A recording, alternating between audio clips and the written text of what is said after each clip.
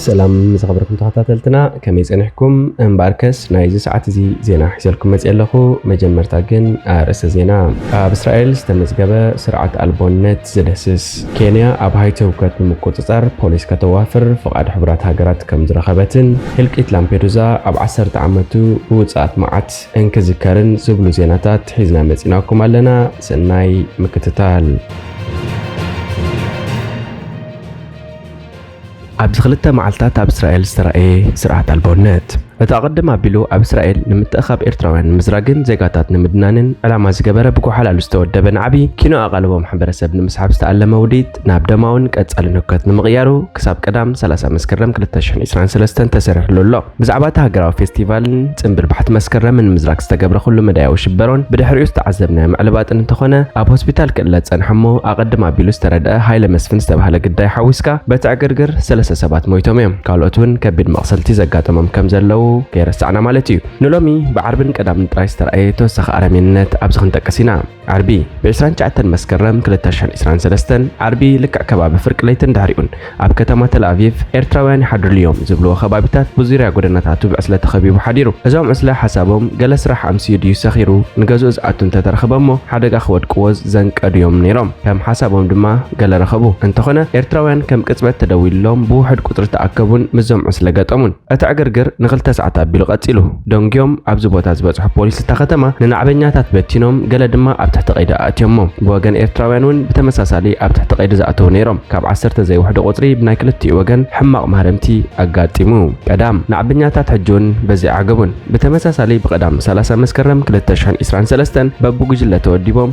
قال تجريهم زنقاسقوس إيرتراوين تلو أنا دايو بزي مغنيات دما بليتي أب ناتانيا إسرائيل أب رأس زركبوهم نصحان إيرتراوين بقاصان أصلا أريميناو قتلت أب قدم بوليس تهاجر كفتسمو ترايوم ازوم بدار بامني سيچفچفو زلو ኤርትራውያን አጋጣሚ ክድረሩ ኢሎሚዮም ተገሪዮም አላጊሶም በዝናይ ዳርባ አምኒ ጭፍጨፋም ባር ሓደ ኤርትራው خموت كله ካልኦቾም ወንተ ድማ ብጽኖ ቆሲሎም ተራ ኤምባሲ ንሱም ኢና አብዝምጺና ኤምበር እዚ ዘሎ ህከት መምርሕና ኤምባሲ ክንከድ እንተፈቲና ኩሎም መንእሰያትና ኣብ ሓንቲ ለይቱን ክንስእኖም ንኸሊና ምክንያቱ ኤምባሲ ብሕጊ ጥራይ ንኸዲ ዝብል ተኾነ ሕጊ ንምርግጋጽ ናይ ጸጥታን ሓለዋን ኣብ ርእሲ ዜጋታት ናይ ምውፋር ዓቕሙን የብሉን እቶም ነዚ ዕንደራ ብተመሳሳሊ መንገዲ ንመልሰሉ ዝብሉ ጉጅለ ናይ ውልቆም ውሳኔን ተበግሶም ጥራዩ ኤምባሲ ኣብዚ ጉዳይ ናይ ቮይድ ኤንድ ናል ቦታ ጥራዩ ሒዙ ዘሎ هلقيت لامبيدوزا أب 10 عامتو بوصاع معات انكذكر حزب عالم قدم 10 عامت لك كم زالو معلتي حموس 3 تقمتي 2013 أب كماغم بحر دسيت لامبيدوزا 368 إيرتراوያን ስደተኛታት بحدጋ ጃልባ ከም ዝሞቱ ተረዲኡ ግዳያቱ ቅድሚኡ ኣብ ዝነበረ معلتات مسحዋቶምን ፈተውቶምን ብቴሌፎን ተራኺቦም ይብገሱ ከም ዘለው ስለ ዝሓበሩ መቅርቦም ዘበለ ሁሉ በሰላም አቲና ለና ዝብል ብስራት እናተጸበየ ማዕከናት ዜና ዓለም ዘሰንብድ መርድ ሰምዐ እትኻብ ገምገም ላምፔዱዛ ሓደ كيلومتر أبزير حقبوتا زقاتم حدقا بعين كاميران هزبن سلز ترأي اتورز بصحن معكنات زين عالم BBC CNN راينا إيطاليا الجزيرة دوتشي فيلان كالوتننا تقبابلا أمايت سدتنياتات بزاسكحكا حدقا هيوتهم كمستفاء نتمرد أقاوي حنقو شعو كابت معات كابسول ترزوتو سلسة منسيات أدحنهم فتوي أبرها اللي أمارن اسكندر قبريتن BBC زكافل وزخرهم إنهم زوم توليدهم كابز عبيلو مو صدرابيتن حبرة سبن مدرن هاجرن بب مخنياتهم ناب سدت زمرح منسيات بدلالون أسقاقرتن دوب هاجرهم سجيرهم أب سودان تأخاخيبهم أب قعزو سهرة كبيت سقم حليفهم أما وداتا حدس أرفتنا بحر سجيرهم ناب إيروبا آتيهم هيوتهم نخغيرو بمتسفاو يوم نابتا مركبنو كتكون اللهم تسفى زنبرولا لالحموش شميتي سدتنياتات عينا زنبرت جالبا استسافروا دارقا خلاتهم تنك سدتهم زمساسلو كان تخونا نفس وقفهم جن نناي جزاء رسوم فليزان تقلوهم أدحانهم اسكندرن أبرها اللين ككابت زعبي اليوم ناب سدت أمريحهم باب من قدهم قعزو سهارة وديهم كأ أبتب مأكلاي بحري كتسجر اتتأخا خبلو السقاقرتي بحري مزرعة زسميوو حبوق كان شلتات السقاقرت التراخيبهم مزادا نقطة مقرثاتهم نابتا جالبا ديبهم عبدالرو نقل تسفان فرحني زفرارقكا أما أكلي بحري تدقاقام حدقا خمزقاتم سلان نفلت بتحدى تفرح بتحدى خاء كمتم بدحن سلام زقاتو بسلام كتأتو تمنى كبل نتي تسفان فرحن استفرارق أوان يذكر أبرها اللي كل نجار نفت أرئيه بو دحن أملاخ له فقد يعب خبل بلبو أوغويتاي بمبال تقولو تابتحو نابتا جالبا ديبو اسكندر بنكمو بحيل فتأري كله خنسقروينا زبل أمنت نيرو بحات سيرو كلهم قياشو قعزو سدتهم وديهم بدحن سلام زقاتو قاليهم ፍልጠት ከምእርርኹም መሃሩ ገሊኦም ሰሪሖም ስድራ ቤቶም ክጥውሩ ገሊኦም ጽዒሮም ደኺሞም ህይወቶም ክቕይሩ ሕልሚ ነይርዎም እቲ ሕልሚ ተኣክቡን ክትኮነሎም ክነቕሉን ከለው ናብ ፈጣሪኦም ጸሎት ዓሪጎም እዮም ተበጊሶም እስክንድር ምድሪ ኤሮጳ ጥራይ እቶም በር ሰሪሐን ተማሂረን ንህይወተይ ክቕይረ ዝብል ሕልሙ ርሑቕ ከም ዘይኮነ ተሰሚዕዎ ሕጉስ ነይሩ እንተኾነ ኣብ ፊቱ ዝነበረ ሓደ ጩራ ዝተባህለ መንእሰይ ትኺሉ ናብ መጺኡ እስክንድር ንስኻ ፍቱው ሰብ ኢኻ ኢልዎ ምስ ከደ እዚ ወዲ እንታይ ኮይኑ ኢሉ ተገሪሙ ነዊሕ ከይጸንሐ ኸኣ ሓደ ካልእ ብድሕሪ መጺኡ እስክንድር ሽጋራ እንተልይካ ንኹሉ ሰብ ሃቦ ዶላር እንተልይካ እውን ደርቢዮ ኣይጠቕመካን እዩ ምስ በሎ እዚ ሰብ እንታይ ዝኸውን ዘሎ ኢሉ ከም ዝተገረመ ይዝከር ግን ጽባሕ ድሕሪ ጽባሕ እንተነውሐ ኣብ ሳልስቲ ንነፍሱ ኣብ ምድረ ተስፋን ሰላምን ክርያ ትጽብት ነይርዎ እቶም ኣሰጋገርቲ ባሕሪ ነቶም ኣማኢት ገያሾ ብድምፅን በትርን እናዳሃሉ ኣብታ ንእሽቶ ናይ ዕንጨይቲ ጃልባ በብቦትኦም ምሳ ተሓዝዎም እታ መርከብ ጉዕዞኣ ጀሚራ ሙሉእ ለይቲ ብሰላም ተጓዒዞም ብመብራህቲ ላምፔዱዛ ናብ ጥንቁጽ ምድሪ መቕራቦም ተበሰሩ ንብርሃን ናይታ ከተማ ሪኦም ኣቲና ኢና ስለዝበሉ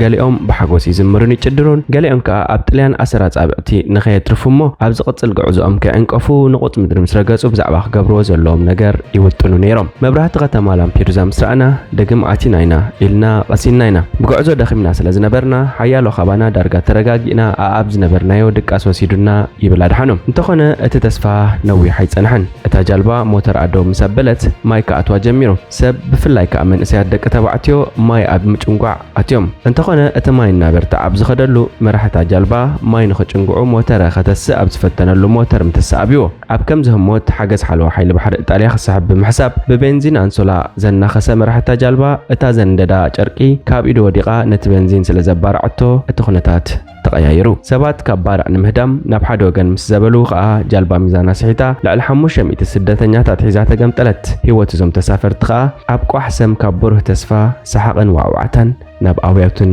ሞትን ተሰጋጊሩ ኣብርሃለይ እቲ ባርዕ ሓውን ጫውጫውታን ከጋጥም እንከሎ ደቂሱ ስለዝነበረ ሕልሙ ኮይኑ ተሰሚዕዎ ሰባት ካብቲ ባርዕ ካድሙ ናብ ባሕሪ ምስተኻዓው ሓምቢሱ ስለዘይክእል ሰንቢዶን ፈሪሑን ኦ ኣምላኸይ ባዕልኻ ድሕነኒ ኢሉ ንነዊሕ እዋን ኣብታ ጃልባ ዕግርግር ክብል ድሕሪ ምጽናሕ ከም ሰቡ ናብ ባሕሪ ከም ዝኣተወ ይዝክር ሽዑ ኣብያት ኮይኑ ዝገብሮ ነገር ስለዘይብለይ ስቕ ኢለ የዝእዊ ኩሉ ሰብ ጫቆጫቂ ዝብል ገሊኦም ከይትደክም ኣይተእዊ ስቕበል ኢሎምኒ እሞ ንስኻትኩም ኣዊ ኢለዮም ኣብ መወዳእትኡ ግን ኣብ ባሕሪ ምህላዊ ረሲዐ ስድራይ ተራእዮምኒ በቲ ማዕበል እናተጋፍዓኩ ስቕ ኢለ ኣብ ሓሳብ ጥሒለ ኣብ መወዳእቱ ከዓ ብፍቓድ እግዚኣብሔር ድሕና ይብል ኣብርሃለይ ኣድሓኖም ብወገኑ ነቲ ህሞት ክዝክር እንከሎ ኣነ ዓቕመይ ጸንቂቐ ወፄ እቲ ሰብ ናብ ባሕሪ ምስ ተፈርሸሐ ልክዕ ከምዚ ኣብ ዝነጽፍ ዘሎ ማይ ዝተኣከቡ ፈለኽለኽ ዝብሉ ውንጅር ዓይነት ኢና ኮይና ብማዕበል ባሕሪ እናሰገድኩ ጨዋን ባሕሪ ሰቴ ዘቕቢበ ስለ ዝነበርኩ ብኽትር ድኻም ነታ ዝደርበይለይ መድሕን ጎማ እውን ክሕዝ ኣይከኣልኩን ፍቓድ እግዚኣብሔር ኮይኑ ግን ምስቶም ብተኣምር ዝድሓኑ ድሒነ ይብል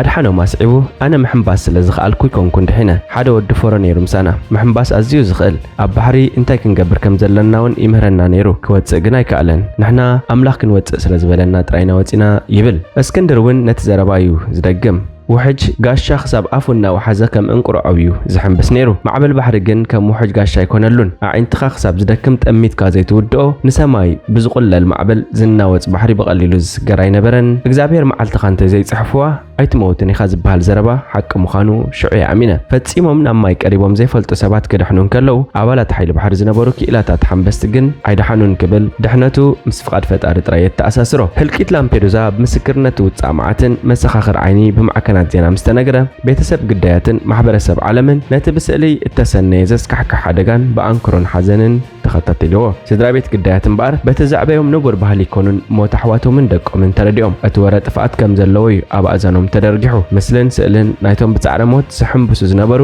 ምስሊ ናይቶም ዓቕሞም ምስ እንቀቐ ኣብ ባሕሪ ጥሒሎም መወዳእትኡ ጸንበለል ዝበሉ ሬሳታት ስእሊ ናይታ ብሓዊ ተባሪዓ ነቶም ዓቕሙ ዝሰኣኑ ግዳያት ሒዛ ናብ ማዕሙቕ ዘንቆልቆለት ጃልባ ዝነግር ውዑይ ዛንታዩ ብመስኮት ቴሌቪዥን ተዘርጊሑ እቲ ነቶም ውፃእ መዓት ኣዝዩ ዝኸበዶም ግን ኣብታ ሳልስቲ ነቶም መልክዖም ብጨው ተበሊዑ ዘይምስል ዝመሰሉ ካብ ባሕሪ ተዘቂቆም ዝወፁ መጓዓዝቶም መታዓቢቶም ኣዝማዶም ሬሳታት ምልላይ ነይሩ ትማሊ ምሳኻ ዝበልዑን ሰቲን ዝነበሩ ንኣዋርሕ ሓቢሮም ኳ ዝተጓዕዙ ብዙሕ ተስፋን ሕልምን ዝነበሮም ገሊኦም ጎዮም ዘይጸግቡ ቆልዑ ሃንደበት ብዘጋጠመ ሓደጋ ተቐጺዖም ካብ ባሕሪ ተዘቂቆም ክወጹ ምርኣይ ኣይጽወርን እዩ ይብል ኣድሓኖም። ሽዑ ብሕልናን መንፈስን ኣዝዮም ተሃስዮም ከም ዝነበሩ ብምዝካር ቁሩብ መዓልታት ምስ ሓለፈ ከዓ እቶም ዝደሓኑ ንመቕርቦም ደው ኢሎም እቲ ዝነበረ ክሕብሩ ጀሚሮም። ኣሌክስ ድሕሪ 6 መዓልቲ ናብቲ ድሮ ቀቢጽዎ ዝነበረ ዓብ ሓዉ ናብ ጁባ ደቡብ ሱዳን ደው ኢሉ ህላው እዩ ኣበሲርዎ። ኣነ ብሰላም ኣትየ ኣለኹ ኣማይት መጓዓዝና ስለዝተጎድና ግና ኣብ ሕማቅ ኩነታት እየ ዘለኹ ብምባል ቴሌፎን ዓጺዋ። ኣድሓኖም ግን ብዙሓት ደቂ ገዛውቱ ስለዝተገድእዎ ኣዝዩ ከቢድዎ ስለዝነበረ ናብ ስድራ ቤቱ ክድውል ኣይደለየን። ሓደ ዓርኩ ናብ ሓዉ ምስ ደወለ ቁፅሪ ቴሌፎን ገዝኦም ብምሃብ ወድኹም ብድሓን ኣትዩ ኢልካ ንገሮም ጥራይ ኢልዎም። ኣብርሃለይ ከዓ ኣብ ኣዲስ ኣበባ ናብ ዝነበረ ዓብ ሓዉ ከምኡውን ኣብ ኣስመራ ናብ እትርከብ ኣሙኡ ደው ኢሉ ካብ ቡሱል ጥረ ምውፅኡ ሓቢርዎም። ሎሚ ድሕሪ 10 ዓመት ነቲ ፍጻመ ክዝክርዎም ከለዉ ንኹሎም ከም ዝትማል ዝተፈጸመ ኮይኑ ይስምዖም። ኣድሓኖም 369 ትንፋስ ኣጥፊእካ ከመይልካ ቀሲንካ ክትነብር ይከኣል ኣይኮነን ሰብ እዚ ክብርሲ ሰሪሕካ ዝትካእ $300 ጠፊእካ እውን ዓበድ በዲኻ ትብል ክብል ይገልጽ። ኣብዚ እዋን ኣድሓኖም ክልተ ቆልዑ እስክንድር 3 ወሊዶም ኣብርሃለይ ከዓ ኣብ መስርሕ ሓዳር ይርከብ ኣለዉ። ብኣጋጣሚ እቲ ዳግማይ ዝተፈጥረሉ መበል 10 ዓመት ዝኽሪ ሓደጋ ላምፔዱዛ ንኹሎም ስድራ ቤት ግዳያት ጽንዓትን ኣኻሎን ንመወቲ ብጾቶምን መጓዓዝቶምን ከዓ ዘለኣለማዊ ዕረፍቲ ይምነይሎም።